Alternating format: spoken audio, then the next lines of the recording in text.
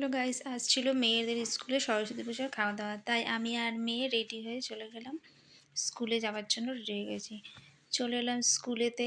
স্কুলে আসতেই তো ঠাকুর ভাসান দিতে চলে গেছে, বললো খাওয়া দাওয়ার জন্য রেডি হয়ে গেছে, তোমরা খেতে বসো। তাই বসে পড়লাম খেতে। দেখো, প্রথমেই এখানে একটা টিচার দিচ্ছেন কচুরি দিলেন, আর একজন টিচার দিচ্ছেন আলুর দম, কড়াইশুঁটির কচুরি আর হচ্ছে আলুর দম দিয়ে আমরা খাওয়া শুরু করলাম। তারপর দিচ্ছেন চাটনি, তারপর দিচ্ছেন হচ্ছে পাঁপড়। এটা খাওয়া দাওয়া শেষ করে আমরা চলে গেলাম বারো মন্দিরেতে একটু ঘুরতে, মেয়ে নিয়ে আর মেয়ের সব বন্ধুবান্ধব তার মায়েদেরকে নিয়ে